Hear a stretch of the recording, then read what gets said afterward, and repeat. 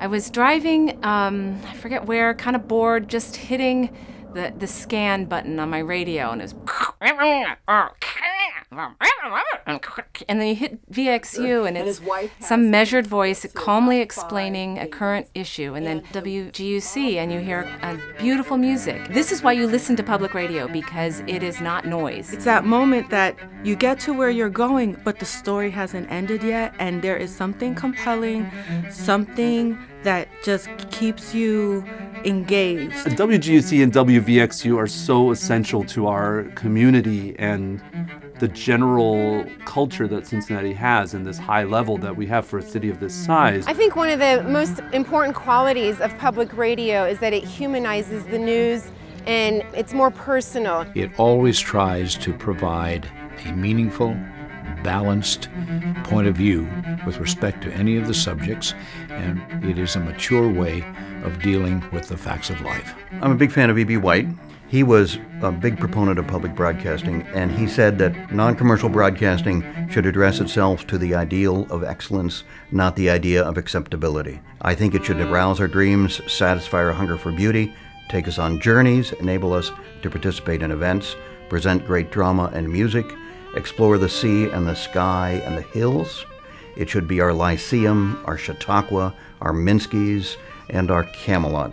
It should restate and clarify the social dilemma and the political pickle. And we think the new building we're talking about is going to be an ideal, real manifestation of that challenge and that opportunity. This facility and how we're building the facility will provide opportunities for political forums to occur so that city and county expressionism can be given, and that people who have an interest can not only come to enjoy the experience, but provide questions that need answers. It gives us an ability to kind of interact in a way that we haven't been able to before. Broadcasting has been one way, reaching out, spreading our word. What we envision this new building is, it will offer us an opportunity to make it a two-way conversation. It's at an ideal location for us. We have great food, we have great arts, we have great parks. Now we'll have even better news. Right now, this is, needless to say, a renaissance in Greater Cincinnati.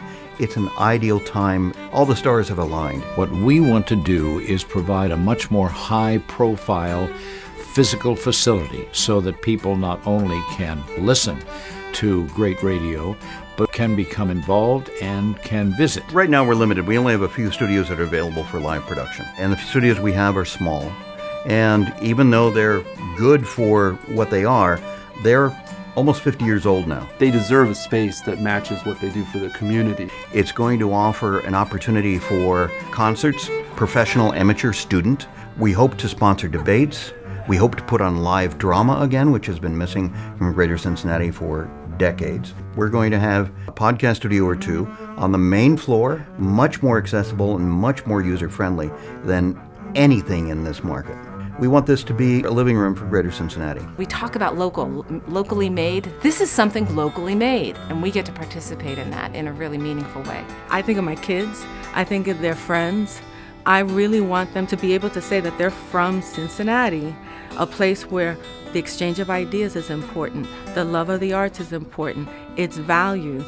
And what more could say that we value that than making sure that Cincinnati Public Radio has a home, and a visible home at that. We're going to have to rely on the kindness of strangers and of friends to generate a lot of money to invest in this non-commercial enterprise so it can be a success, not just for broadcasting, but for Cincinnati.